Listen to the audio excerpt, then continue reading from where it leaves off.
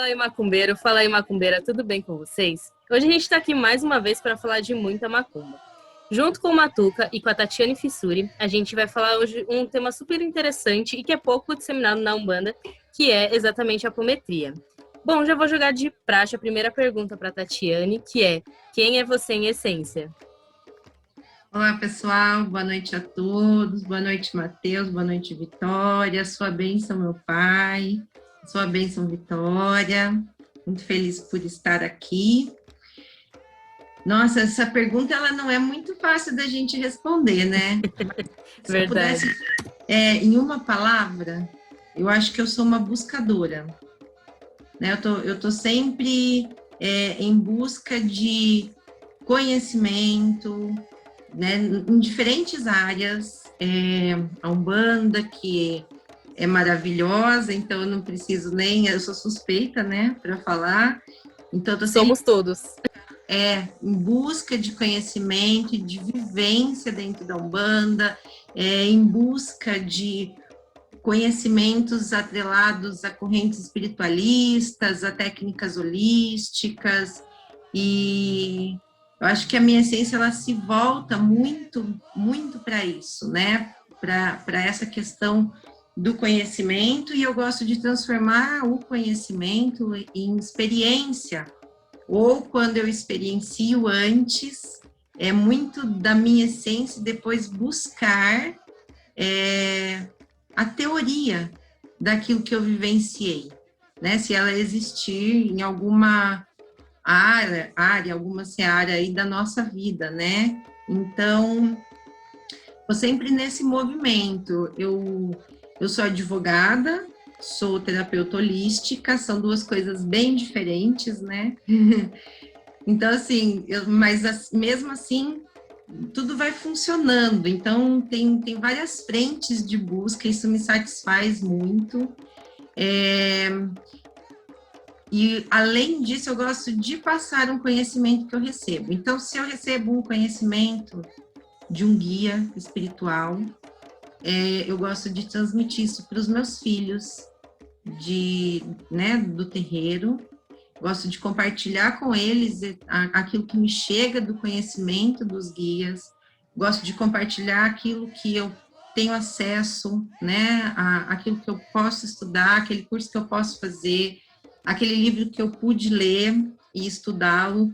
Então, assim, esse é um movimento muito, muito interno mesmo, que eu e levo isso para fora, né? Às vezes é preciso a gente desempilhar algumas coisas, esvaziar a caixinha para trazer novas informações. Às vezes elas são antagônicas e aí eu fico quebrando a minha cabeça ali para fazer essa compreensão.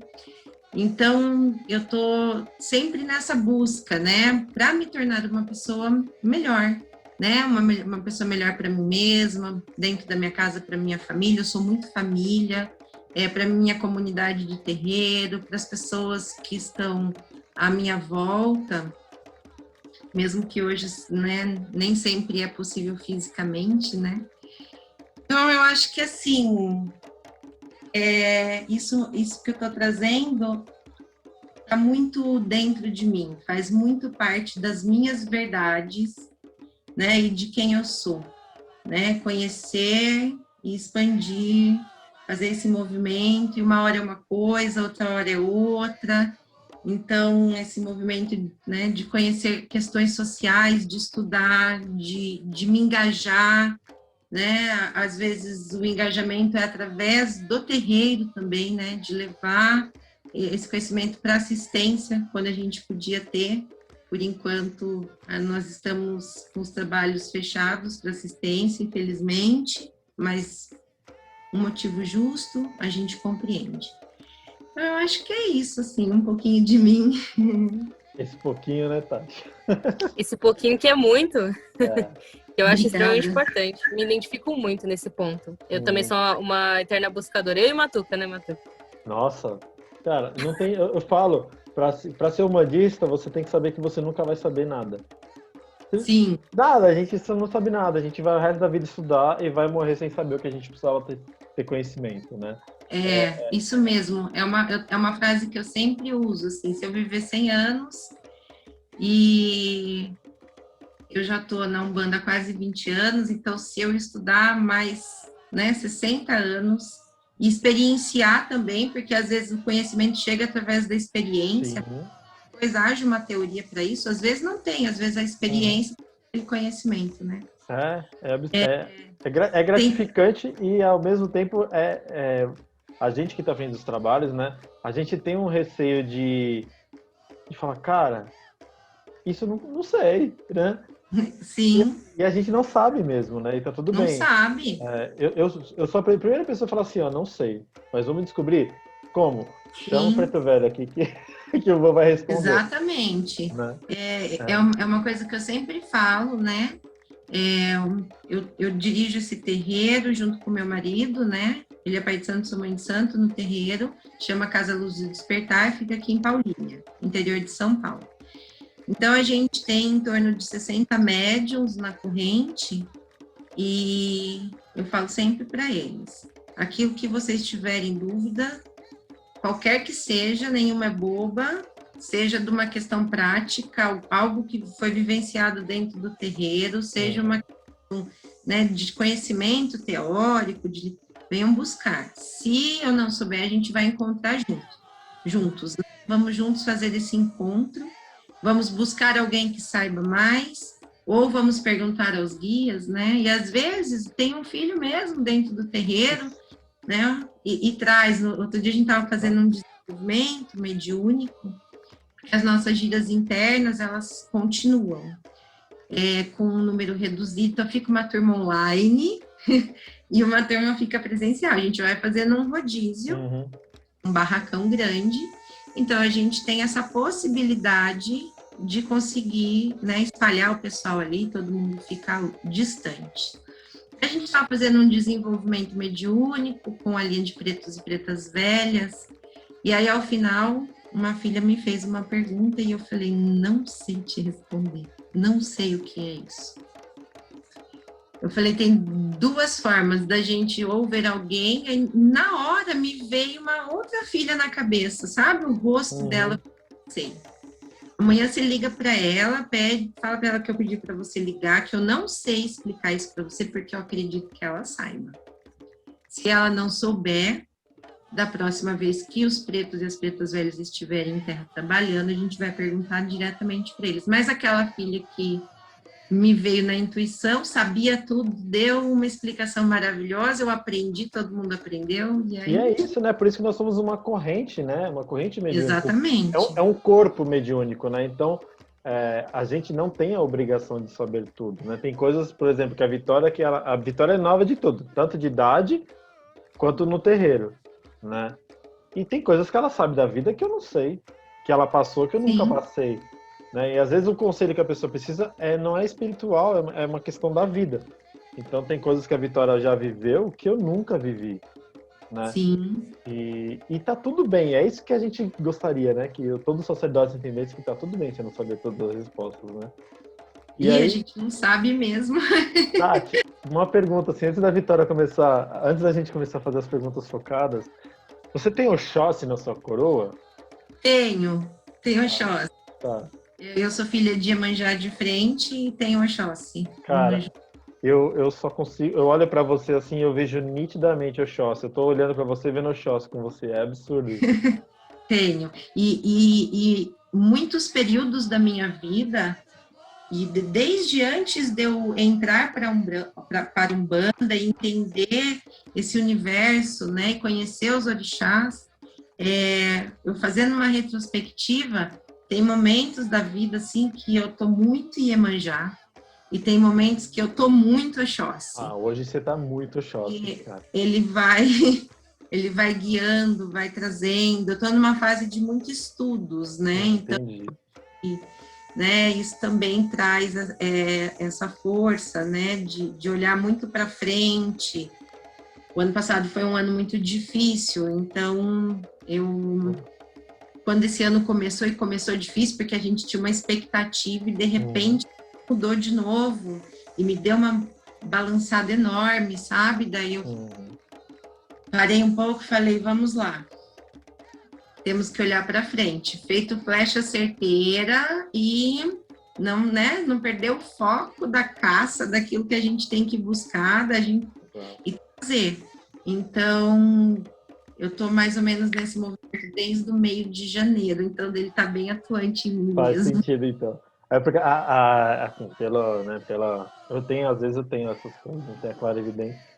E até o chapéu de Oxóssi eu vejo atrás de você, assim. Olha que Impressionante, lindo! assim. Olhando para você, eu fico vendo duas figuras, você e ele. É impressionante. E isso, para estar acontecendo isso por uma vídeo, é porque realmente ele está muito, assim, presente em você. Nossa, que maravilhoso saber disso, né? Só Isso. tenho um axé sensacional, né? Só tenho a agradecer, Sensacional. bater cabeça, reverenciar, cultuar. E essa também faz parte da magia, né? Do culto aos outros, eu acredito. Às vezes as pessoas ficam muito atreladas ao ritual. Claro que todo ritual, toda liturgia, toda oferenda, todo ebó tem o seu valor, a sua importância, a sua forma de ser, né? Por isso que existe, né? Não é folclore, não é superstição, nada disso. São tradições, são conhecimentos ancestrais que vêm passando de geração em geração e chegam até nós. A gente pode também cultuar e se conectar com os orixás, com os nossos pensamentos, né? Com a magia interna que está dentro de nós, com coisas simples que a gente pode fazer dentro da nossa casa, principalmente nesse momento que a gente não pode estar todo o corpo coletivo, né? Todo único, vibrando num único corpo coletivo dentro do terreiro. Então, a gente tem que entender que é possível fazer essas práticas naturais, essas práticas mágicas, né? Mágicas no sentido da magia, da ilusão, né? Dentro das nossas casas e pra gente. Muito bom. Muito lindo. Isso que você falou é extremamente importante. Eu acho que o amor é o principal. Tem muitas pessoas que muitas vezes procuram, né? Eu não tenho dinheiro, como que eu vou cultuar meu orixá? Tenha amor por ele, seja o amor do seu orixá. Se tiver isso, eu acho que independente do nosso dinheiro, independente das nossas condições, a gente vai muito longe. Sim, tem uma frase que eu gosto muito que diz, ebó, né? Gratidão é ebó, né? Então, se você entrega a sua gratidão verdadeira, quer melhor ebó que isso, né? Quer melhor oferenda do que isso? É claro que a gente sabe que em muitas circunstâncias específicas é preciso fazer, né, alguns ebós específicos, algumas oferendas específicas, assim como é preciso fazer alguns trabalhos para quebrar demanda, com os guias espirituais. Isso a gente sabe que sim, mas a gente mantendo, né, essa conexão, né, esse estado de reverência, de culto, eu sempre, né, peço assim, quando eu acordo, né, cultuo meu ori ali da minha forma, né, e peço que através das minhas palavras, através das minhas atitudes, através dos meus pensamentos, eu não desonre meus orixás, eu não desonre Exu, os meus guias espirituais, porque eles ensinam tanto. Então, a primeira coisa que eu preciso é começar a trazer para a minha vida, incorporar os valores que eles ensinam, esses valores que são ancestrais, né? E ser uma pessoa ética.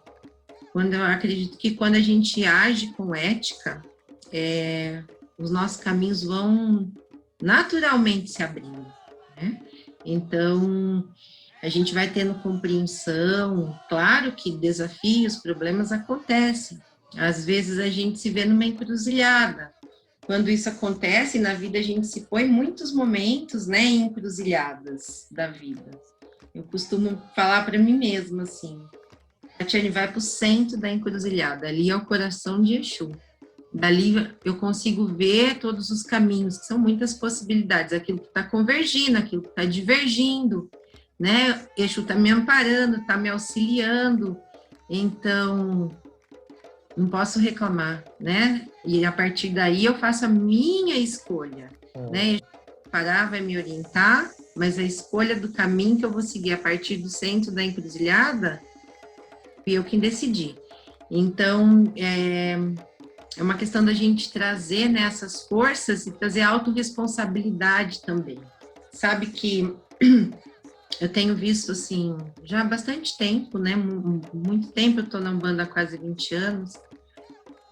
Infelizmente, as pessoas chegam até o terreiro, a assistência, e muitas vezes os próprios médiuns, né, das casas, eu também já fui filha, né, de 2 casas antes de eu ter a minha. Então, tive 2 pais de santo, aos quais agradeço e honro muitíssimo, né, por tudo que me ensinaram e toda a vivência que tivemos juntos.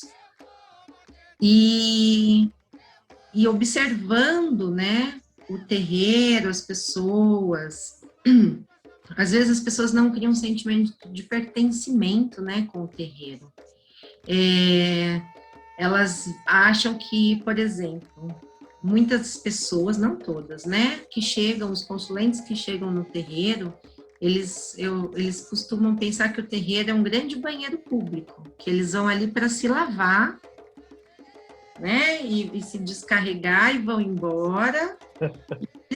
Não tem o sentimento de pertencimento, eles não querem entender aquela coletividade, eles não querem entender aquela religião. No primeiro momento, eu acredito que tá tudo certo, cada um no seu movimento consciencial, mas quando a pessoa passa a frequentar, muitas vezes ela precisa, né, ir levando aquele sentimento e compreendendo que aquele corpo mediúnico, que é o terreiro, né, que o terreiro ele é muito maior do que as paredes, né, que estão ali. Outras vezes os consulentes passam aí e começam a usar como muleta, né, o guia, e tudo o guia precisa resolver, como se o guia fosse resolver a vida dela por ela. Algumas vezes a gente vê isso no comportamento dos médiuns também. Eles não abandonam aquele olhar que eles carregam de outras religiões. Não tem problema ter dupla pertença, eu acredito, né? Nem tripla, se for o caso, se alguém quiser. Mas eu acredito que cada religião tem as suas tradições, os seus ensinamentos, né, o seu alicerce, a sua base, a sua forma de agir e de cultuar, a sua forma de ver o mundo, né? Então, se você tem dupla pertença, mas quando você chega na Umbanda, você tem que olhar a Umbanda através dos olhos de um umbandista, porque os rituais vão ser diferentes. Por exemplo, se você também pertencer à Igreja Católica, ou ao budismo, ou ao candomblé, qualquer religião que seja, né? Elas podem coexistir em alguns aspectos de similitude e coexistir no bem sempre, em todos os sentidos, mas elas têm suas práticas, sua ritualística, seu fundamento, sua tradição de maneira diferente, né? Sua cultura. Então, começa aí, as pessoas não... Os médiuns costumam não abandonar esse olhar. Então, eles vão começar a traçar comparações, o que vai complicar muitíssimo a vida deles, né? Para começar. Exatamente. As coisas não têm correspondência, né? E aí, às vezes, e ele também vai fazer muitas vezes do terreiro a sua muleta, dos guias o seu, né? A sua muleta para andar na vida, vai achar que o terreiro tem que resolver todos os seus problemas, vai... E até mesmo aqueles médiuns que já incorporam, que já dão assistência, muitas vezes eles não incorporam os valores da Umbanda, nem dos guias, nem dos orixás. Eles precisam apenas o fenômeno, né? E a gente vê isso acontecendo. E a pessoa fica anos só naquele fenômeno. Então, assim, é uma coisa que eu trabalho muito dentro, né, do meu corpo lá, mediúnico, com meus filhos, é isso, né, o sentimento de pertencimento. Qual é o sentido do terreiro na sua vida? Qual é o sentido da Umbanda na sua vida? Como você olha o mundo hoje, quando você sai do terreiro? É fácil ser um umbandista da porteira para dentro. Precisa ser um umbandista da porteira para fora, com toda a ética e os valores que a Umbanda e os guias e os orixás ensinam. Né? Como é esse olhar quando você está do lado de fora? Para tudo, para a vida e sociedade, né? A política, tudo faz parte. A gente não tem como falar, eu sou um ser só isso, né? Nós somos um ser social, político, religioso, tudo isso perpassa para a gente, né, em várias instâncias. E aí as pessoas ficam nesse fenômeno e elas começam a achar que o terreiro tem que resolver a vida delas, e elas não conseguiram nem se entregar ainda, né? Nem ter essa pertença, nem... É difícil. É isso. Porque assim, a gente vai falando, eu falo que água mole em pedra dura, tanto bate até que fura. Uma hora Vai, né? Uma hora vai. Luca fala muito disso, né, Matheus? Eu falo, parece que eu tô conversando comigo, né, Vitória? Eu falo muito disso. E aí que você tava falando agora, vai muito ao encontro do que a gente fala na casa, né? Que eu falo muito para ele. E hoje eu tava assistindo um vídeo, né, no YouTube do Pedro Calabrese, que é um neurocientista, não sei se você conhece. A Vitória você conhece, que a gente estuda bastante. E o Pedro Calabrese, ele fala sobre o comportamento humano através dos motivos cerebrais, né, o que te move. E aí hoje eu estava assistindo exatamente sobre isso, que é o nosso cérebro, ele é preguiçoso. Então, quando você pensa, eu vou melhorar isso, ele não vai fazer um esforço para você melhorar. Se você falar assim, eu comecei a fazer caminhada, né, porque eu preciso ter alguma atividade física e tal, e eu acordo de uma manhãzinha mesmo, tipo 5h30, 6 horas, e vou andar. E antes eu sempre ficava nisso na cabeça, eu vou mudar. E só pela sensação de você falar que vai mudar, o seu cérebro já tem um conforto de que vou mudar e não preciso fazer nada. E é o que os médios fazem, tipo... e ele fala muito assim da questão da atitude e da crença. E as pessoas colocam muito a questão, vou mudar, ou seja, vou procurar um emprego novo. Em vez da pessoa buscar novos estudos, buscar novos ambientes, se dedicar, ela vai pro terreiro e fala, vou pedir pro preto velho arrumar um emprego para mim. Sim. E ela não faz nada. E não vai acontecer. Não vai cair do céu. Né? Não vai. Não vai. Os guias, né? Os guias ajudam, eles orientam, eles auxiliam, mas eles não podem viver a nossa vida. É isso. As rédeas das nossas vidas estão em nossas mãos, né? Exatamente. Então, o que eu tenho percebido muito é que, por exemplo, você vai fazer um banho de ervas. Eu adoro banho de ervas, né? E... Tava fazendo... Se você faz um banho de ervas e ali você não põe a sua intenção, você não reza as folhas, né? Você não dá um direcionamento. A magia natural, toda magia, ela precisa de uma intenção. O verbo, né? E acima de tudo. Aí a pessoa fala, mas eu não sei o que falar. Reza, pede para a folha te limpar, te descarregar, te equilibrar, conversa, agradece ao reino vegetal, né? Agradece o Saim pela possibilidade de abrir o mistério daquela folha. Então, tenha fé acima de tudo. As pessoas, hoje em dia, está tudo muito no automático.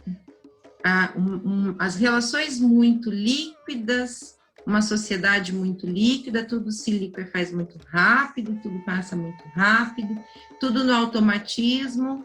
As pessoas não têm tempo, mas para fazer magia, a gente precisa ter tempo, porque a gente tem que ter foco, a gente tem que ter intenção, direcionamento, a gente tem que acreditar que aquilo vai funcionar. Então, se você só ferver ali a água e depois colocar suas ervas, macerar, do jeito que cada um está habituado a fazer, pode dar um resultado, mas vai ser pequeno. O que você entregou de você ali? As pessoas precisam... E a mesma coisa com os guias, eu dei esse exemplo do banho. É a mesma coisa com acender uma vela, é a mesma coisa quando a gente toma uma consulta, um axé, uma proteção de um guia. Ele vai te passar uma orientação, ele não vai resolver a sua vida por você. Você tem que ouvir dentro de você aquela orientação diversas vezes, e você tem que acreditar que você é capaz também. Então, a gente não pode depositar as nossas vidas, né, a responsabilidade das nossas vidas nas mãos dos guias. Os guias ajudam, pega até no colo se for preciso. mas eles não são responsáveis pelas nossas escolhas. E aí as pessoas vão fazendo tudo nesse automático.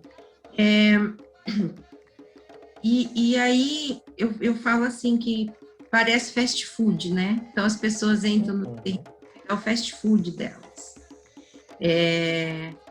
Não vai dar certo, não vai funcionar.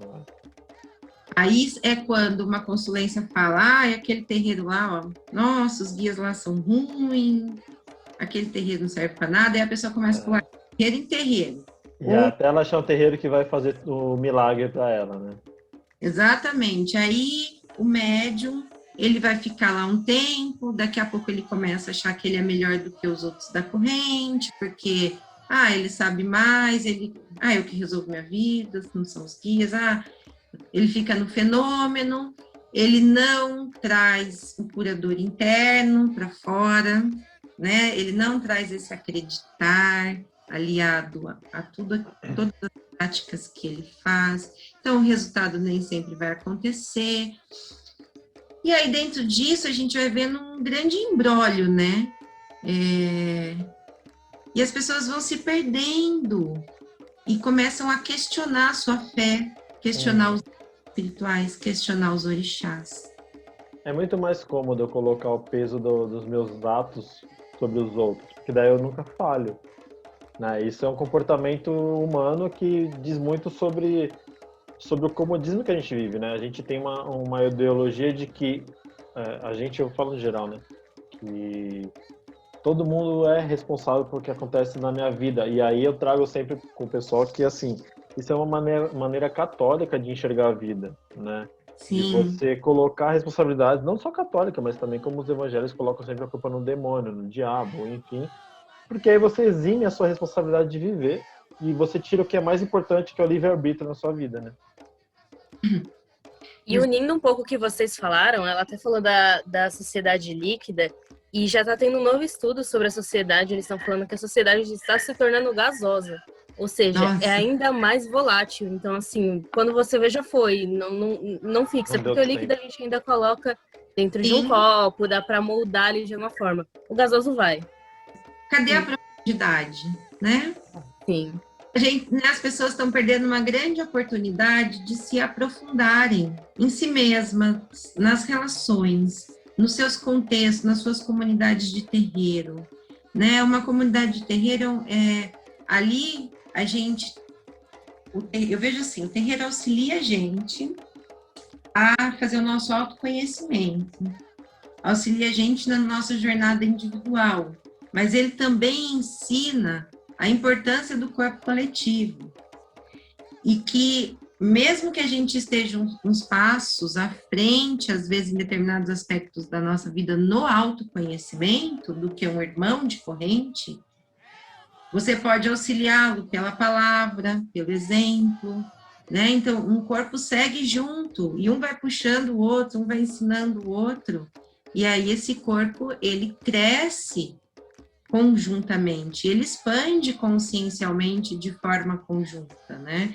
Então, assim, a gente precisa aproveitar esse momento que a gente tem tantas informações disponíveis para nos aprofundarmos, e não para ficarmos mais superficiais, com conhecimento né, em cima da mesa ali.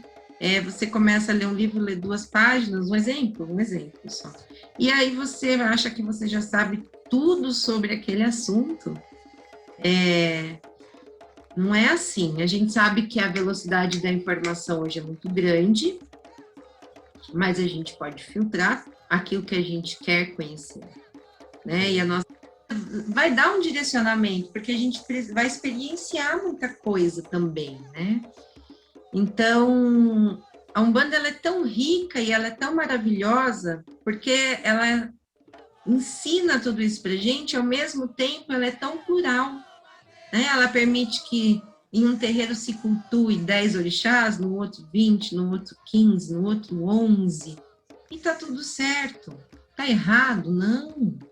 É Umbanda da mesma forma. Tem Umbanda que só passa linha de Preto Velho, Caboclo e Exu. Tem terreiro que passa essas linhas e mais todas as outras, né? baiano, boiadeiro, marinheiro, cigano, por aí vai. Qual está certo, qual está errado? Nenhum dos dois.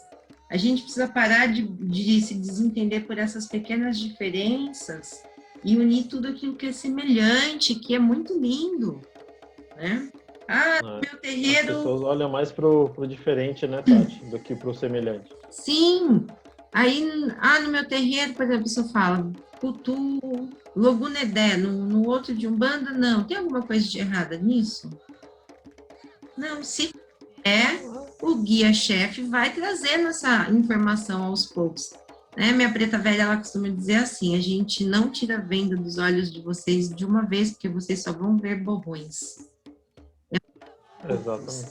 Então, se for precisar ter um culto a determinado orixá naquele terreiro, e o pai de santo, a mãe de santo que está à frente, não tem essa vivência, não tem esse conhecimento, o guia-chefe ou os guia-chefes, aos poucos, vão trazendo conhecimento, esse culto, esse rito para dentro da casa. Então, a gente tem tantas formas de vivenciar Umbanda, de sentir, de experienciar, de ritualizar. Claro que tem o alicerce, o fundamento básico, mas a gente tem muitas coisas que a gente pode ir agregando. E aí, falando nisso, Vitória, uma das coisas que a gente agregou aqui no nosso terreiro foi a apometria, né?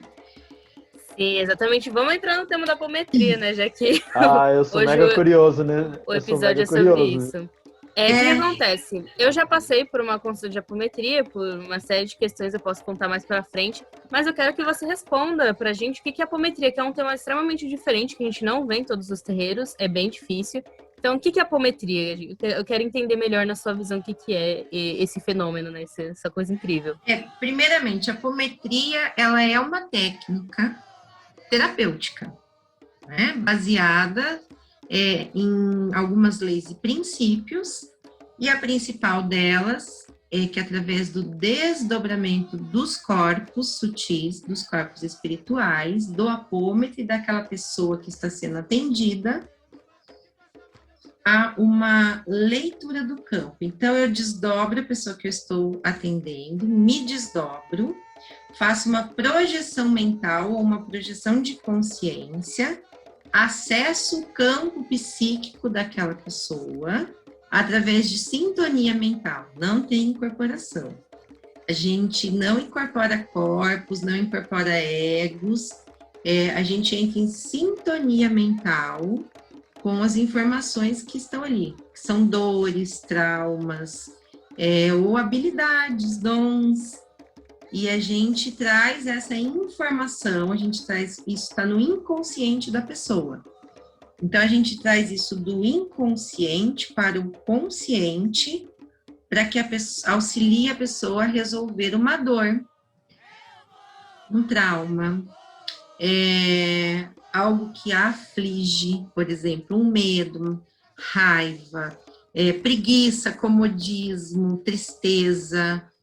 Então, a gente identifica, através do campo psíquico da pessoa, uma vida passada, que a gente chama de múltipla personalidade. E aquela múltipla personalidade, aquela vida passada, tem uma história. E ali vai ter uma dor, né? Vai ter um sentimento de rejeição, de ódio, de ilusão, de tristeza e por aí vai. São as nossas sombras.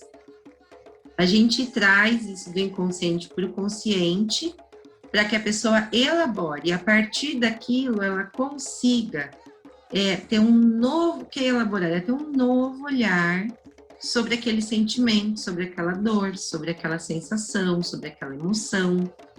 E aquela vida, aquela personalidade múltipla, a gente faz uma harmonização para trazê-la de volta ao bloco do ego, para que ela vai se diluindo. Então, você imagina assim, os nossos corpos espirituais, o nosso corpo astral, o mental inferior, o mental superior, vamos pegar esses.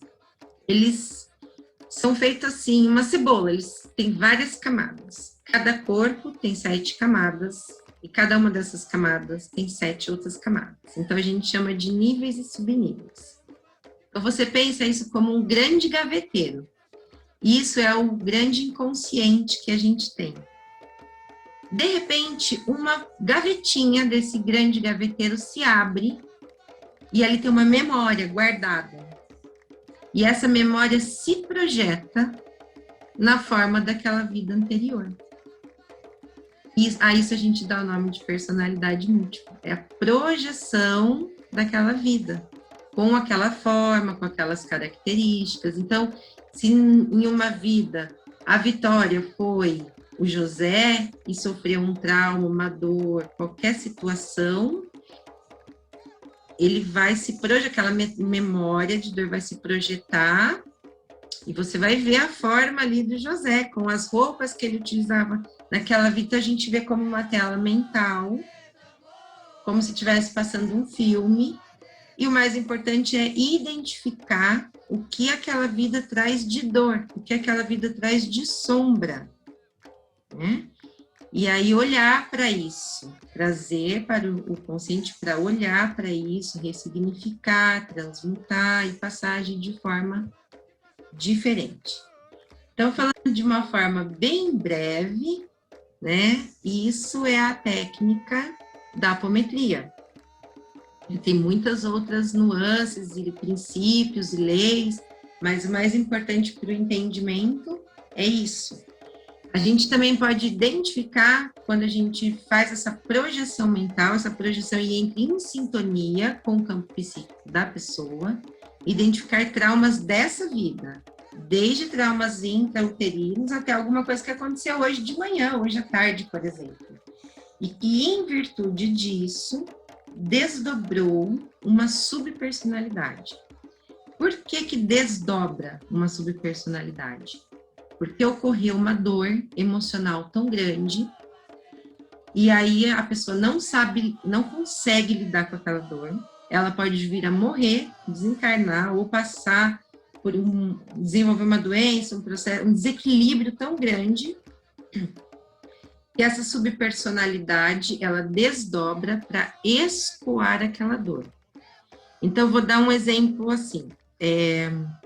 Uma criança que sofre um abuso sexual, que é algo muito grave, ou um abuso psicológico muito profundo, repetido diversas vezes, ou abusos físicos gravíssimos. Aquela criança, ela está passando por uma dor e ela nem tem estrutura ainda, né, de consciente, inconsciente, pré-consciente formada, ela não tem como racionalizar aquilo, e ela pode adoecer gravemente. Então, ela desdobra uma subpersonalidade que vai escoar aquela dor. Então, aquela sub vai ficar vivendo aquele momento, aquele abuso, e a criança vai esquecer. Por isso que ela esquece aquele abuso que ela viveu, para ela sobreviver, para ela aguentar a dor. Mas a subpersonalidade carrega aquela dor com ela, aquela memória. E aí essa criança vai crescendo, vai vivendo, fica adulta, e de repente, na fase adulta, acontece algo que faz, ou ela, né, pelos caminhos próprios da vida, se recorda daquilo. Aquela dor volta. Então, ela tem que tratar, né? Ou num próprio tratamento, às vezes a pessoa chega, né, para receber tratamento emocional, psicológico, e aí o terapeuta, o profissional, o psicólogo, ele vai aos poucos trazendo, dando suporte emocional para aquela pessoa psíquica e trazendo à tona algumas situações, tirando debaixo do tapete. Até que a pessoa, tendo condições de lidar com aquilo, ela vai se recordar daquele abuso da infância. E aí ela vai tratar aquele abuso. E a apometria é uma forma, dentre tantas outras, da gente tratar essas dores. Existem inúmeras formas, inúmeras técnicas, psicólogos, né, a psicologia tradicional. Por quê? Porque quando a pessoa, aqui a ponta encarnada, entende aquela dor vivida e elabora e ressignifica e transcende aquilo, a subpersonalidade volta, né? Ela vem e volta ao bloco do ego, não fica mais reverberando aquela dor. Então, às vezes, a gente tem aqui, vamos supor, eu tenho um sentimento de raiva, todo dia eu sinto raiva, todo dia eu sinto raiva. Eu vou despertar vidas passadas, memórias dessas vidas que passaram e viveram muitos processos de raiva. Elas entram em ressonância comigo. Sabe como o violão, quando toca uma corda, a outra entra em ressonância? É a mesma coisa. É o mesmo processo. Entra em ressonância, que é frequência. Aquela frequência da raiva vai vibrar outra frequência que vão entrar em ressonância. E aquela raiva que eu sinto potencializa, né? E aquilo vai aumentando, vai tomando uma proporção muito grande. Quando a gente repete muitos ciclos na vida, todas falam, nossa, mas isso de novo, mas dê uma olhada no que você não aprendeu com aquele ciclo que chegou. Porque ali tem a sua dor e provavelmente a dor de muitas memórias de vidas anteriores em ressonância e potencializando aquela dor. Né? Então, isso é a apometria. A apometria foi desenvolvida pelo Dr. Lacerda e ela foi aperfeiçoada pelo Godinho. O Dr. Lacerda foi um médico, né, renomado, e ele também era espírita. Ele desenvolveu a técnica, trouxe a base dela, o alicerce, e ele levou a técnica para dentro da Casa do Jardim. Né? Até a marca registrada da apometria pertence à Casa do Jardim, que é um centro espírita em Porto Alegre. Acho que é Porto Alegre, se eu não estou enganada. E dali a apometria foi sendo conhecida por outras pessoas, foi sendo estudada, investigada, experimentada, né? Foi se percebendo, inclusive, que não ocorre incorporação de corpos espirituais nem de egos, a gente entra em sintonia mental, né, com personalidades múltiplas dentro do campo psíquico da pessoa. Isso foi também sendo levado para tratamento dentro de consultórios, e assim a apometria foi expandindo, chegou a alguns terreiros de Umbanda. Faz 10 anos que eu comecei a estudar algumas técnicas holísticas para autoconhecimento, para me auxiliar no entendimento de algumas questões espirituais também, porque eu já era da Umbanda. E conheci a apometria, me submeti a um longo tratamento com a apometria, me encantei, vi o quanto funcionava. E aí eu fiz 2 cursos de apometria, né? Um curso de apometria captação psíquica e um outro curso de apometria xamânica. E aquilo, né, fez sentido para mim, em muitas questões. Aí eu comecei a atender, né, com essa técnica também. Um pouquinho antes de eu começar a atender, ou nesse mesmo período, agora eu não me lembro, eu falei, nossa, a gente poderia adequar essa técnica da apometria para dentro do terreiro. Por quê? Porque eu, né, vou observando, né, já observava, e quando a gente está à frente, a gente observa mais ainda o movimento das pessoas. Então, muitas pessoas chegam com muitos problemas espirituais, né? Tem que quebrar demanda, tem que fazer descarrego, tem obsessor, tem quiumba, tem espírito sofredor, tem uma infinidade de possibilidades. Sim, tem. Mas eu comecei a perceber que muitas das pessoas chegam com problemas emocionais, né? E a gente vê que a ordem dos problemas emocionais são maiores do que os problemas espirituais. E os guias, eles trabalham, eles resolvem os problemas espirituais, não é? Então, a gente resolve com descarrego, uma desobsessão, uma oferenda e por aí vai. E os problemas emocionais, os guias, com aquela sabedoria deles, com aquela calma, eles vão trazendo, né, informações, vão orientando a pessoa. Às vezes o Exu dá um chacoalhão, né, porque a pessoa não está ouvindo, e por aí vai. Mas a gente tem uma dinâmica das giras, vocês sabem que o tempo é curto. Então, se você tem 200 pessoas na sua assistência, não dá para cada consulente ficar 1 hora com guia espiritual, né? Geralmente, por exemplo, na nossa casa, a gente tenta limitar ali em torno de 20 minutos para poder atender a todo mundo. E não desgastar tanto o médium também. Né? Exatamente.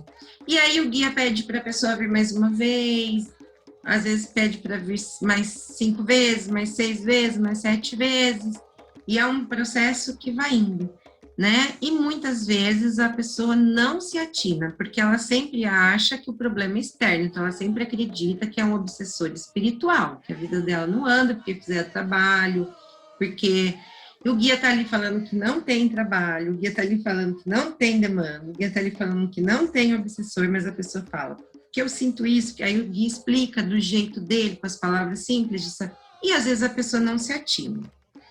Aí eu falei, nossa, se a gente pudesse trazer a apometria para dentro do terreiro e adaptar para uma gira, de repente a gente poderia ter uma ferramenta que auxiliasse muito nessas questões emocionais, né? E que às vezes leva-se muito tempo. Primeiro que às vezes a pessoa tem muita resistência de olhar para ela mesma e né, se assumir como responsável pela vida dela. E também por conta desse tempo curto, né, que nós temos. Aí eu pedi autorização para o Exu da casa, o Exu chefe, se podia. Ele falou que ia, num determinado momento, me trazer a resposta. Bom, levaram 2 anos para a resposta chegar. Eu não perguntei mais, porque eu já tinha feito a pergunta, então eu falei, no momento certo, eles vão me dar uma resposta, se sim ou se não. Aí 2 anos depois ele autorizou que a gente fizesse as giras, a gente chama de giras apométricas. Então, durante o mês, por exemplo, a nossa gira é de quinta-feira. Então, a gente passa as giras normais, né, as giras de Umbanda de quintas-feiras, cada semana uma linha. E uma vez por mês, às terças-feiras, a gente fazia essa gira apométrica. E atendiam 5, 6 pessoas. Essas pessoas passavam pela viagem dos próprios guias, os guias que identificavam, ou eu, né, ou meu marido, qual pessoa estava precisando desse trabalho apométrico dentro do terreiro. Porque é como, é uma força-tarefa, sabe? Quando faz o atendimento. E aí é uma técnica que a gente chama de medianímica. A gente trabalha o mediunismo e o animismo dentro do terreiro. Então, terão guias que estarão incorporados, terão guias que vão puxar médiuns que estarão incorporados com seus guias, terão outros médiuns que vão dar sustentação energética, terão outros médiuns que vão trabalhar no descarrego, que geralmente quando a gente faz essa gira apométrica para atender esses casos onde tanto a parte espiritual já está bem desgastada, só que elas estão ancoradas no emocional. Então, você faz o descarrego, volta. Você faz o descarrego, volta. Você faz o descarrego, volta. Porque não tratou a causa, que é emocional. E vai ter os médiuns, que são apômetras, que vão se desdobrar e fazer essa busca e trazer essa personalidade ou essas personalidades múltiplas para serem tratadas. Então, dentro do terreiro, quando a gente estava com as portas abertas ao atendimento assistencial, a gente trabalhava dessas 2 formas. Às quintas-feiras, com as giras, e às terças-feiras, com a gira apométrica, com um número bem reduzido, para esses casos onde era preciso uma força-tarefa, onde havia um desequilíbrio emocional muito grande, já doenças manifestadas no físico, porque a gente vai somatizando tudo aquilo que está no nosso emocional, e uma hora vai para o físico. E às vezes as pessoas acreditam que é tudo karma, a doença é karma, essa doença é kármica. Não é, ela é de fundo emocional. Vamos tratar a causa, né? Então, foi assim que a apometria chegou para a gente no terreiro, e eu vejo como uma ferramenta excelente que pode auxiliar e muito dentro das giras, né? Dentro dos atendimentos fraternais que são realizados pelos guias, porque os guias mesmo identificam onde está precisando de uma força-tarefa para trabalhar as questões emocionais, para que eles façam a limpeza espiritual e aquele obsessor ou sofredor ou quiumba não volte. Porque eu costumo dizer assim, né? O obsessor, ele não cria nada de novo na pessoa. Ele entra onde tem uma brecha, aquilo pode ser pequenininho, ele vai potencializar aquilo, sim, ele pode causar inúmeros transtornos também, mas ele não chega do nada e gruda, né? Existe todo um contexto. Ô, Tati, você estava falando de como cria essa ressonância, né, para acessar os corpos. E aí eu fiquei numa dúvida, não sei nem se é uma dúvida sobre a apometria, mas é uma dúvida que me surgiu. Eu tenho, às vezes, com algumas pessoas, eu tenho lances de vidas passadas, que eu tive contato, por exemplo, tive contato com a Vitória em uma vida passada, enfim. E assim, geralmente é assim, eu estou, sei lá, andando com a Vitória na rua, por exemplo. E aí a gente toma uma ação que a gente tomou na mesma vida. Né? Tipo, tomei a mesma ação agora que a gente tomou em uma vida passada. E aí, nesse exato momento que acontece isso, eu olho ao meu redor e eu não estou mais nessa vida. Eu estou vivendo aquela cena. E aí eu vejo tudo que aconteceu naquela época. É isso que acontece? Dá esse choque que fala, já aconteceu isso, e aí é isso que acontece com o meu espírito. Eu vivo essa cena justamente porque teve a mesma conexão? Sim, teve uma sobreposição de memória daquela vida, se sobrepôs a memória dessa e você se lembra, ou você visualiza, né, aquela situação, seja mentalmente, de olhos fechados, para aqueles que têm clarividência, pode ver assim, de olhos abertos, porque é o campo que chega, o campo psíquico se apresenta. Entendi. Sim, passado, presente e futuro está acontecendo tudo ao mesmo tempo, né? Ao mesmo tempo. Porque está acontecendo dentro desse grande campo psíquico. Entendi. A gente olhando pelo ponto da vida física é linear. Então, se eu vivi uma vida lá no ano 1001, foi lá. Aqui, a gente olhando do ponto de vista cartesiano e newtoniano, faz mais de 1000 anos que eu vivi aquela vida. Ali passado. Contudo, na memória, no meu inconsciente, né, nesse grande armário que eu falei, cheio de gavetinhas, se essa gavetinha se abrir, aquela memória se externalizar, se projetar, ela vai estar vivendo aquilo como se estivesse acontecendo hoje. Entendi. Então é por isso que eu estou aqui e aí, de repente, eu tomo uma ação que já aconteceu. E aí quando eu olho, sei lá, às vezes até a vestimenta da pessoa muda, o cenário Sim. que eu estou vivendo muda. E Exatamente isso. Até eu entender que isso é uma memória, dá aquele choque, fala, calma, tá acontecendo agora, né? É muito doido isso. Sim, porque quando a gente acessa uma múltipla personalidade e a gente está acessando a forma que ela vivia, ela não vai estar com uma roupa moderna de hoje. Por isso que muitas vezes a gente consegue identificar até a data aproximada ali que ela viveu. Porque você vai ver a roupa que ela tá, você vai ver o cenário em volta, né? Tudo isso é muito importante, mas o mais importante dentro da apometria é identificar a dor da alma. Então, o que aquela múltipla personalidade está em ressonância com a ponta encarnada, né? Qual é a dor, qual é a sombra que elas estão ali em ressonância, potencializando aquele sentimento. Então, Entendi. isso é o mais importante da gente identificar. E muitas vezes os obsessores espirituais, eles se atrelam nessas memórias. Por isso que eles chegam a gente. Né? Pode ser um obsessor kármico, por exemplo, você vai tirar, o guia vai limpar, o guia vai desobsediar, o guia vai, né, quebrar, fazer esse descarrego, cada terreiro usa uma terminologia, mas a ponta encarnada, ela precisa entender qual é a relação com ele, ou o sentimento que está permitindo que ele esteja ali. Então, por isso que a apometria acabou entrando, né, dentro do terreiro. Eu já conhecia a técnica, já sabia trabalhar com ela. Meu marido também tinha feito o curso, conhecia.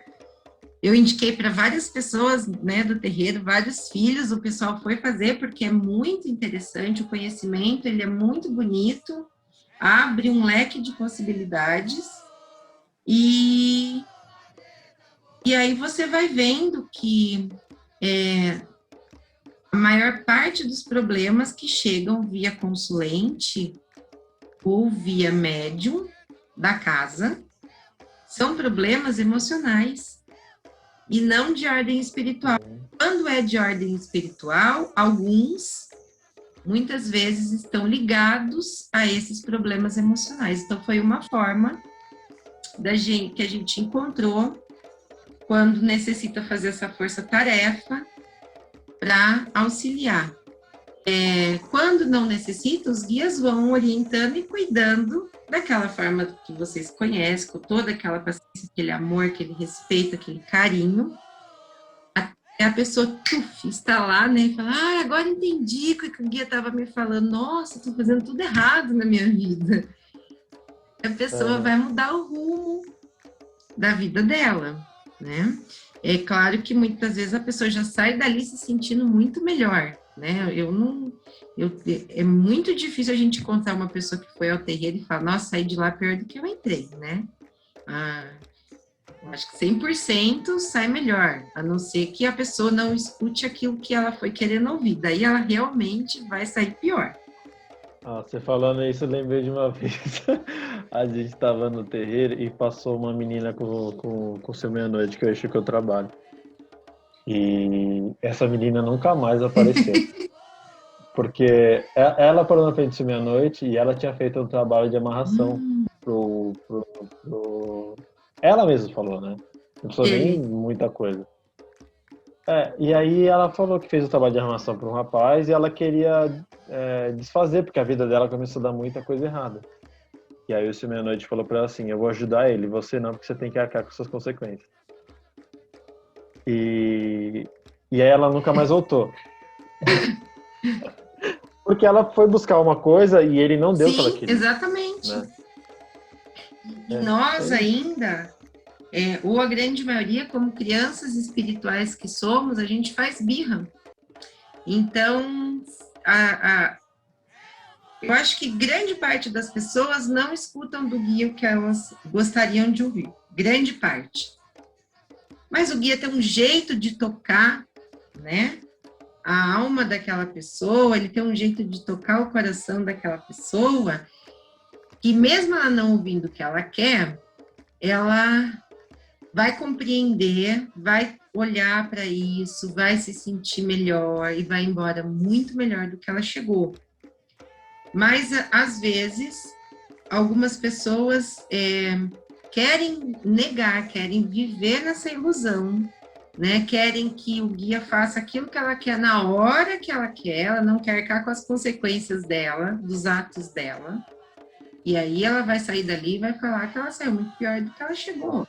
E aí eu esqueci de falar que ele falou assim para ela, eu não vou te ajudar, né? Ele falou isso exatamente, né? Tipo, você tem que arcar suas consequências porque você não tá pedindo de coração. Ah lá.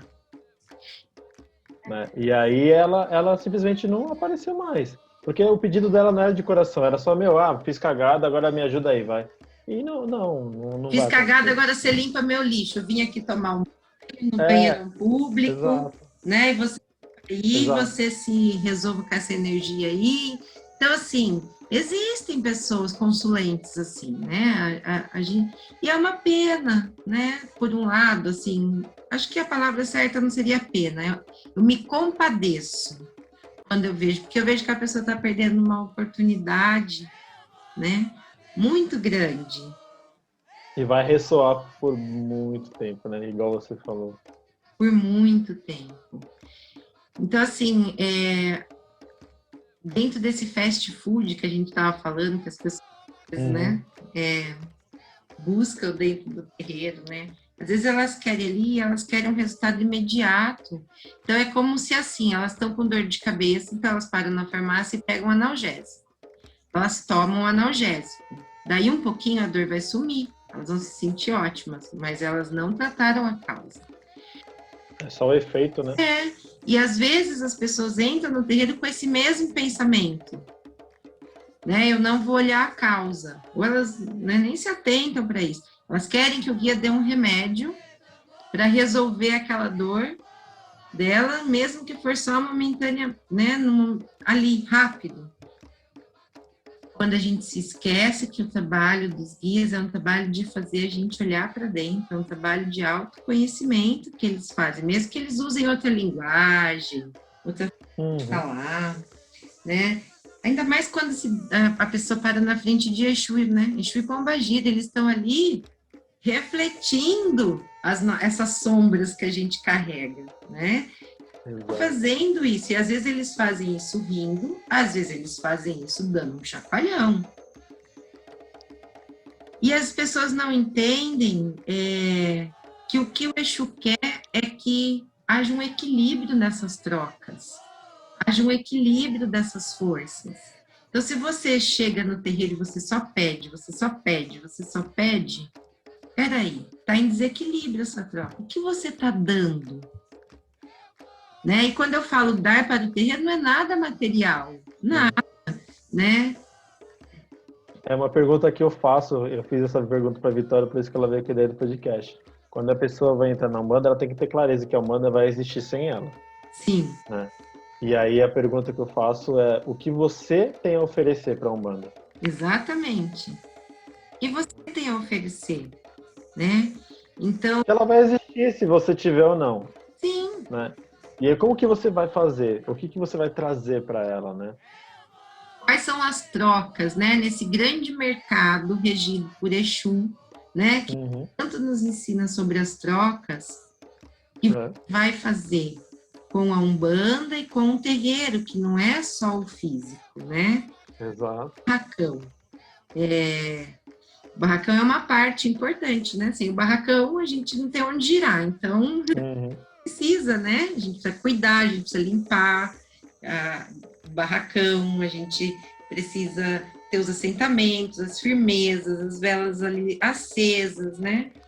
Cuidar da cozinha, do terreiro e tudo mais. Mas ir para além, isso já é alguma coisa, né? E para além disso, está tendo equilíbrio nessa balança? Você só está querendo, o que é que você está entregando, né? Então, tem uma frase do pai Sidney, do babá Sidney, que ele fala assim, se você vem trocar comigo, mas você não deixa nada, você me roubou, você não trocou. É preciso haver equilíbrio nas relações. Sim, totalmente. Me veio uma questão agora na minha cabeça, relacionada também à minha vivência com a apometria. Como que funciona, como, por exemplo, vocês identificam que uma criança precisa de um trabalho apométrico? Isso acontece? Por que acontece? Como acontece? Tem essa dúvida na minha cabeça.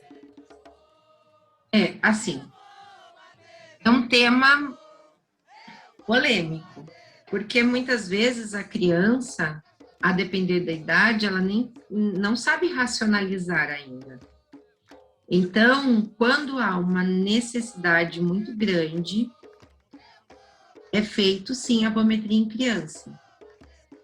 Né? Ela não vai racionalizar aquilo, porque ela ainda não tem condições. Então, não tem como trazer do inconsciente para o consciente.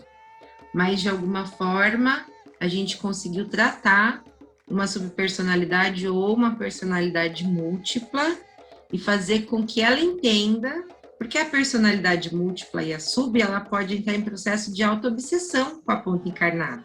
Se ela é contrária ao projeto existencial, se ela é contrária à forma de agir daquela pessoa, ela sabe que aquela ali é a ponta encarnada dela, né? Eu brinco assim, que é o eu de novo, né? Sou eu de novo, com outro nome, outra aparência, e ela entra em antagonismo. Então, se isso está acontecendo com uma criança e está gerando um transtorno muito grande, você trabalha, sim, isso na apometria. Agora, questões mais superficiais, é uma opinião muito minha. Tem gente que pensa muito diferente, tá bom, Vitória? Tem pessoas que acreditam assim que não, pode fazer. Poder fazer, pode. Não vai fazer mal. Né? Desde que seja feito por uma pessoa capacitada, que saiba fazer apometria, não vai fazer mal. Mas será que vai estar tendo um ganho real de consciência? Porque ela é só uma criança. Né? E a criança está começando a experienciar a vida. Então, a gente também precisa parar de não permitir frustrações. As crianças precisam se frustrar.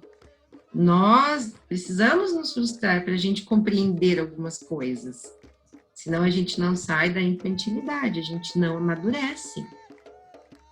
Né? Então, eu acredito que a apometria em criança funciona, é possível, mas é preciso analisar caso a caso. E eu vejo que dá muito resultado em casos complexos. Né? Em casos mais leves, é uma questão de uma orientação mesmo, né, na vida da criança. Agora, se a criança tem um problema espiritual, aí o guia vai cuidar daquilo. Se ela já tem uma mediunidade que está aflorando, uma mediunidade que está em desequilíbrio, o terreiro vai cuidar daquilo através das nossas técnicas umbandísticas, vamos dizer assim. Entendi. Na verdade, eu passei na apometria dentro do centro espírita. Eu vou contar um pouquinho do que aconteceu, só para você entender meu caso. Eu sempre tive muitos problemas com a minha progenitora. E desde muito criança, assim, desde bebezinha, a gente nunca se dava muito bem. Com 9 para 10 anos, mais ou menos, eu comecei a visualizar um menino. Esse menino me olhava, em todo lugar que eu passava, tipo, se eu passava sozinha, ele me olhava. E ele ficava me olhando, tipo, com o olhar fixo. Não olhar porque, tipo, eu não conseguia ver os olhos dele, mas, assim, eu sentia muita energia dele presente. E aí eu entrei num surto um dia, tipo, eu só conseguia chorar porque eu tava com medo daquela situação. E aí fui levada a um centro espírita e fizeram um trabalho apométrico. Falaram que uma vida passada eu tinha problemas com a minha progenitora e que, devido a isso, era como se um corpo meu tivesse meio que descolado e criasse essa subconsciência que você explicou, essa subpersonalidade. E não queria estar naquela vida, queria exatamente fazer esse papel antagonista, não estava concordando com tudo que estava acontecendo naquela vida. E aí fizeram um trabalho apométrico, só que isso foi escondido a mim por muitos anos. Por um acaso eu descobri que isso de fato aconteceu. Eles falavam que isso aconteceu com a minha irmã, para você ter noção. E só que assim, é muito louco, porque nessa encarnação eu vejo que eu passei por muitas questões, por muitos abusos psicológicos que reforçavam exatamente isso. Então, assim, enquanto eu não saí da moradia dos meus progenitores, eu não vi real melhora. Às vezes voltava, às vezes eu me sentia desconexa, porque é uma sensação, de fato. Eu sinto, quando eu tô, assim, emocionalmente instável, eu me sinto desconexa. E aí eu começo a ver, eu começo a me sentir diferente, como se eu não estivesse aqui. Então eu sei que tá rolando algo do tipo. Então, enquanto eu não saí dessa casa, eu não consegui ficar saudável, por mais que eu fizesse trabalho apométrico, mas eu não me sentia saudável espiritualmente. Hoje eu me sinto muito melhor. Bom, você sabe que assim, quando a gente faz a apometria em criança, geralmente a gente não faz na frente da criança, né? A gente faz através do pai ou da mãe. Então, sempre o pai ou a mãe que vão estar presente em consultório ou sala de atendimento, espaço holístico, e através do pai ou da mãe a gente vai acessar, né, o campo daquela criança. Então a gente vai dar um retorno, uma devolutiva para o pai e para a mãe. A gente nunca atendeu nenhuma criança, só 2 adolescentes. Até hoje nós atendemos 2 ou 3 adolescentes dentro da Casa Luz do Despertar, dentro do nosso terreiro. Crianças não.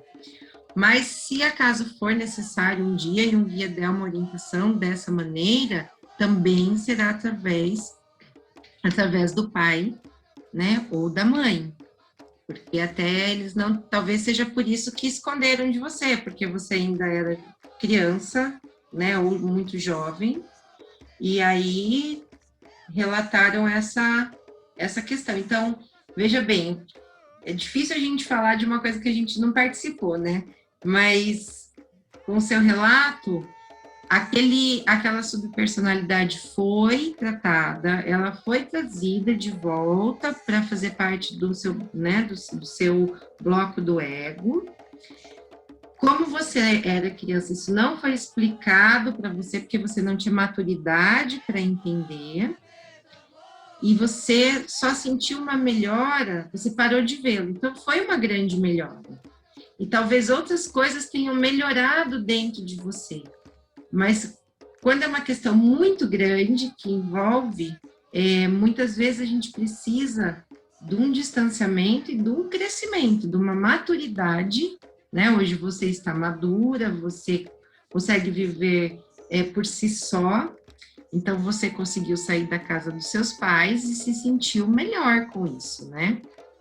Então, tem muita coisa envolvida, e provavelmente não é só emocional, né? O seu pai tá aí, deve ter ou já teve, né, pai, algumas coisas espirituais aí que faziam parte desse contexto, né? A gente estava conversando esses vídeos, né, que a gente precisa conversar ainda, coisas espirituais, né?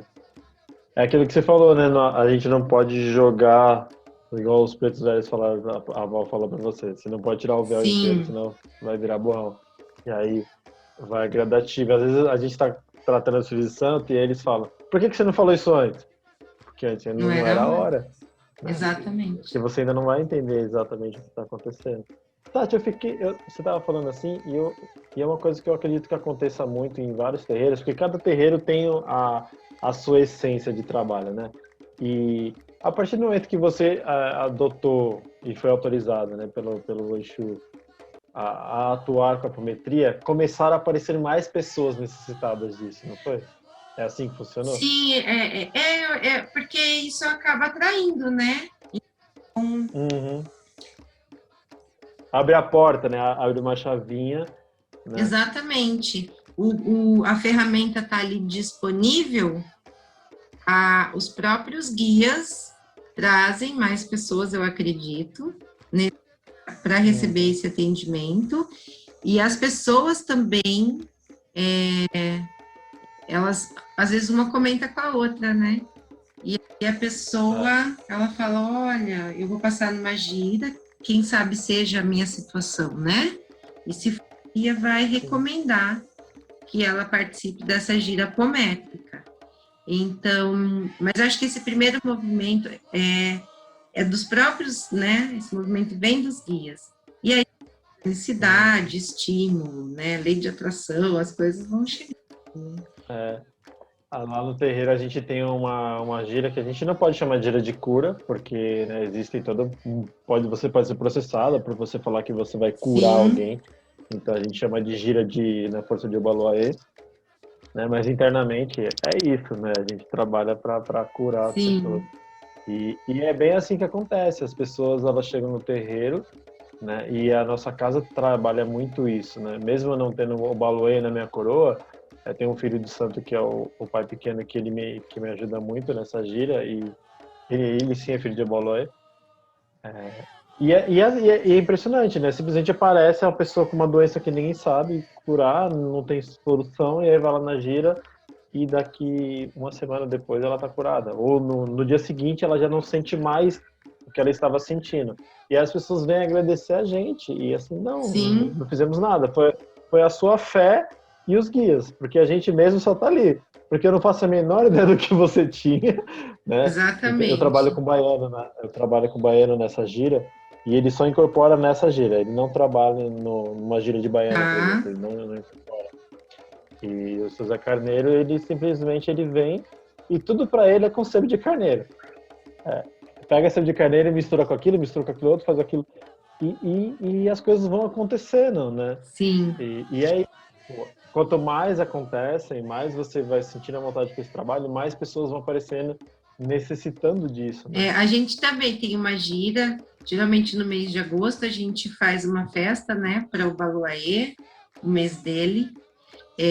Faz anos, mesmo quando eu era no terreiro do meu pai, a minha madrinha, a hora que ela falava, a gente vai fazer a festa, eu já me organizava para auxiliar, tudo que eu pudesse, porque é uma festa que eu amo. Eu já recebi muitas curas de Obaluayê, dos guias de Umbanda. E então, assim, é uma coisa que tem. Na pandemia teve, eu fui lá, a gente abriu o terreiro com 10 pessoas, colocou o resto todo mundo online. Então, a gente fez as oferendas, a gente fez as entregas, e é uma gira que a gente trabalha com pretos velhos. E quando tinha assistência, eu também falava, né? Uma gira de cura. Uma gira na força de Obaluayê, para não... Mas era uma gira de trabalhar as curas, né? E todas elas, físicas, emocionais, espirituais, porque é uma força tão grande, é uma força, né, tão... É um orixá que nos ensina tanto, e a gente tem que ter muita gratidão. Eu sou apaixonada, sabe, por Obaluayê. Nossa, eu também. Eu não sei explicar, assim. Não tem explicação, na verdade, né? Mas é uma energia que é apaixonante. Sim, e as pessoas precisam, né, entender isso mesmo que você disse. A gente não faz nada, a gente é só um meio de caminho ali para que os guias e os orixás atuem na vida da pessoa, se ela permitir. Então, ela tem que ter ali a fé, o desejo dela, o desejo de querer mudar, o desejo, acreditar que aquilo vai acontecer. Há 10 anos, eu descobri que eu tinha lúpus. E aí, eu falei assim para o meu marido, eu não quero contar para ninguém, não vou contar, é uma doença muito complicada, e eu não quero ninguém com pena de mim, e tá tudo certo. Daí ele falou, a gente vai ter gira hoje, acho que você devia contar para o nosso Pai de Santo. Eu disse para ele, será? Não, deixa eu me resignar. Sabe aquele negócio? É karma. Então, eu mudei muito meu conceito, porque eu passei por essa experiência e muitas outras depois, onde eu percebi que não. E aí, eu contei para ele. Ele falou, minha filha, vamos falar com os guias e vamos começar um trabalho. E assim foi feito. Primeiro de tudo que foi feito foi um grande descarrego, porque o guia identificou que tinha uma questão espiritual. Mas, né, aí o guia identificou, na gira seguinte foi Exu. O Exu me explicou onde estava a minha brecha para aquilo ter chego. Né?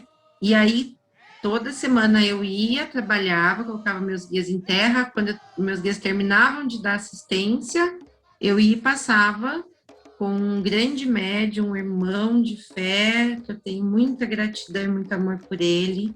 Ele só trabalhava com cura dentro do terreiro. Eu passava com ele, depois eu passava com os guia-chefes, e assim foi.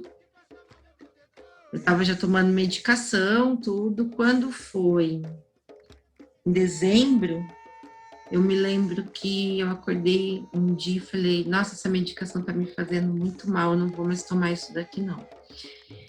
Não é uma coisa muito certa de se fazer, a gente não pode tirar a medicação sem o médico autorizar, né? Exatamente. A medicação me deixava tão sem força para nada, que eu falei, eu não vou tomar. E foi a última gira do ano, um trabalho de Exu, e todos os Exus me atenderam, eu fui passando de um por um, né, assim, na verdade, eu fui agradecendo ao final, porque eu não sabia, todos eles estavam trabalhando, os Exus e a Pombagiras na minha situação. E aí, quando eu passei com esse meu irmão de fé, que tem essas mãos abençoadas aí que trazem tanta cura e alívio, o guia dele falou para mim: você já pode voltar ao médico e pedir para repetir os exames. Na hora, eu vi que eu estava curada, tive uma visão mesmo. E aquilo foi uma emoção muito grande, eu passei de guia em guia, Exu e Pombagira, agradecendo todos eles. Eu tinha certeza da minha cura. Quando eu consegui a consulta com o médico, foi uns 15 dias depois, assim, mais ou menos. Eu disse a ele que eu tinha suspendido por conta própria a medicação, né? Ele me deu uma bronca, mas eu estava muito bem.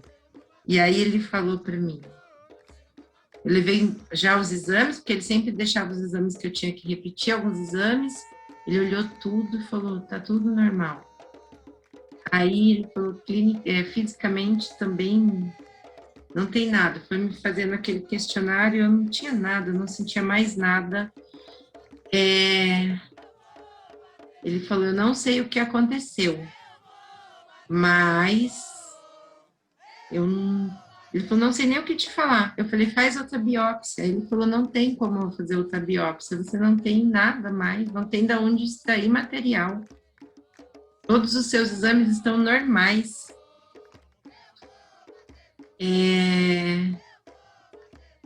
Eu disse a ele, então, foi uma cura espiritual. Aí ele riu, né, não entrou no mérito, mas não riu tirando sarro. Riu assim, ele já, né, acho que já entendeu o que era quando eu disse a ele, não sabia qual a crença, não tinha nenhuma intimidade com ele, também não entrei nessa questão. Cada um dentro do seu quadrado, né? Quem acredita, quem não acredita. E ele me disse, eu vou então deixar exames para você daqui 3 meses, você faça e volte. E vou deixar o telefone, inclusive, da minha casa, porque você está sem medicamento. Eu nunca dei alta por um paciente de lúpus. Se você tiver qualquer coisa, você liga que a gente tem que entrar com a medicação. Bom, assim foi, eu nunca mais tive nada. Daí, a cada 3 meses eu ia, depois ele aumentou para 6 meses, depois para 8 meses, e 2 anos depois, sem nada, ele falou, eu vou ter que te dar alta, você não tem o que fazer. E assim, eu me curei. Então, todo mês de agosto eu dedico ao Ubaluayê, todo momento eu agradeço ao Ubaluayê, porque é uma doença terrível, eu não a tenho mais, né? E eu fui curada dentro do terreiro, pelos guias espirituais, pelos Exus, pelos baianos, né? Por todos eles, né? O Ubaluayê agiu na minha vida e eu não posso negar isso. Então, a gente vê o quanto dá resultado, né? A gente sente na gente.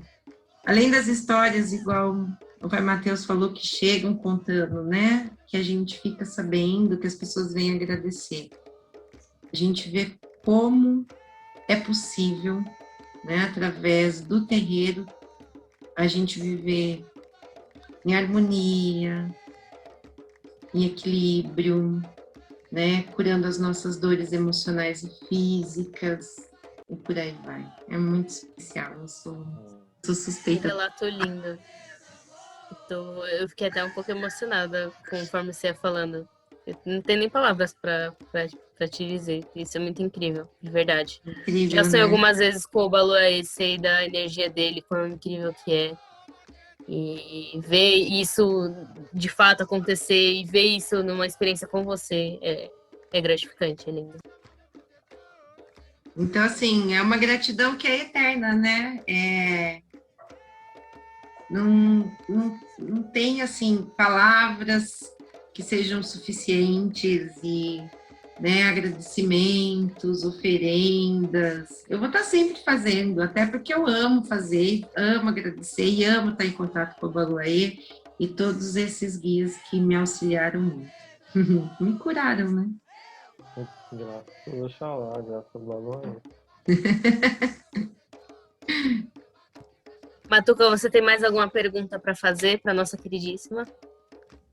Não, eu tô encantado ainda. Quando a gente fala de Umbanda, eu adoro ouvir o relato das pessoas, porque a gente a gente aprende demais, né, com cada pessoa que passa aqui com a gente conversando, com cada pessoa que a gente entrevista, que a gente conhece. Eu queria, esse é o nosso projeto, né? Que as pessoas ouçam os outros, né? Porque não tem nada mais gratificante do que conhecer alguém, né? Verdade. Conhecer a história. A gente, infelizmente, as pessoas elas buscam muito querer saber qual a oferenda que eu faço para o orixá, mas elas não se importam em conhecer as pessoas. Que é o maior patrimônio da Umbanda são as pessoas, né?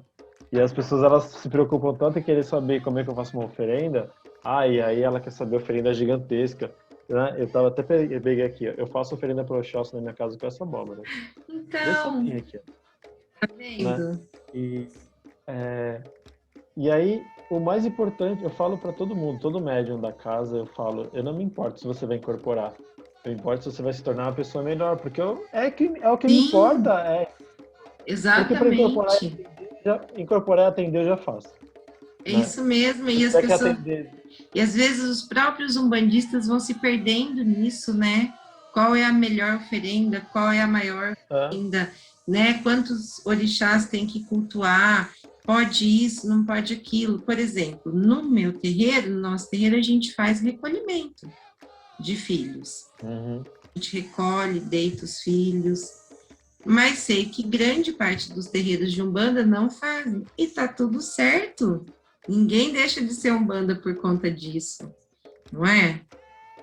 E ao mesmo tempo que a gente tem esse lado, né, de fazer os recolhimentos, de trabalhar de uma outra forma, a gente também tem giras apométricas, que algumas julgam por falta de conhecimento, está atrelado e pertencer ao espiritismo, ao kardecismo, e não é, inclusive tem muitos centros espíritas, muitos que não aceitam, são mais ortodoxos. Então, todo julgamento é embasado em uma falta de conhecimento. exatamente, exatamente. E aí, né, só para a gente concluir dessa vivência toda, né, com a apometria, eu comecei a dar, a pedido das pessoas, o curso, né, um curso de apometria, e acabei desenvolvendo um curso de apometria no arquétipo dos orixás, onde trabalha também com arquétipos, né, não com incorporação, excorporação, nada disso, mas com os arquétipos que cada orixá traz, e está sendo muito legal, sabe? E você faz ele presencial? Eu faço, esse ano eu estou fazendo online, tenho duas coisas acontecendo por conta da pandemia, né? Então, muito bom. Bem bacana, mas no próximo semestre eu já devo abrir mais uma ou duas turmas, vamos ver conforme anda. E aí... Fala pra gente que a gente divulga, a gente participa também, que isso é mega interessante.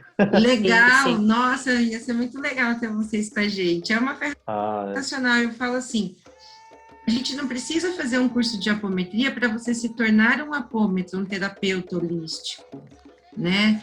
Você pode fazer para autoconhecimento, porque é uma excelente ferramenta de autoconhecimento. E por isso também que a gente levou para dentro do terreiro, para auxiliar as pessoas no seu processo de conhecimento, quando precisa dessa força-tarefa aí, né? Nessas situações. E funciona, né? E faz sentido. Então, se funciona e faz sentido, a gente segue fazendo. Se os guias autorizaram, e a gente vai seguir até o dia que não fizer mais sentido, ou que um guia chefe falar, olha, o tempo com esse trabalho encerrou.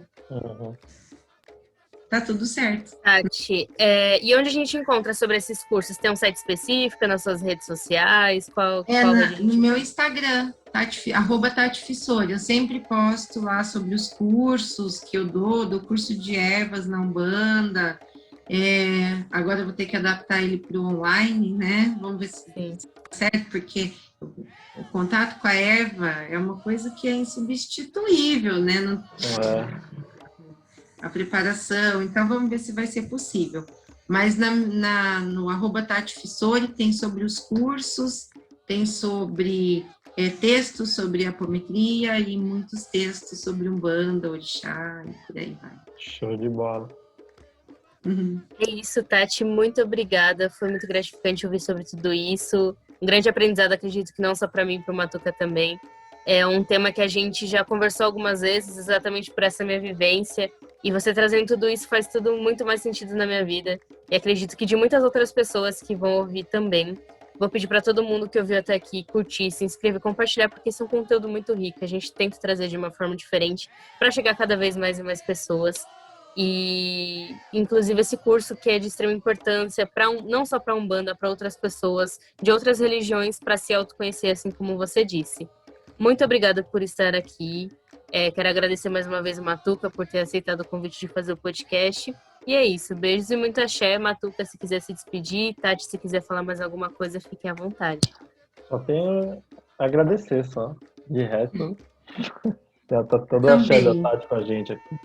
Quero agradecer muito a Vitória, o Pai Mateus, pela possibilidade de a gente estar aqui hoje, batendo esse papo gostoso, né? Falando um pouquinho daquilo que a gente vive e vê da Umbanda e daquilo que pode estar dentro dela. Então, assim, é com muita alegria que eu recebi esse convite e é com mais alegria ainda que eu termino essa entrevista aqui com vocês, porque eu amei conhecer vocês, amei o nosso bate-papo, amei a ideia do programa. Muita gratidão e muito axé para todos nós. Axé. Axé. Beijo, gente. Beijo.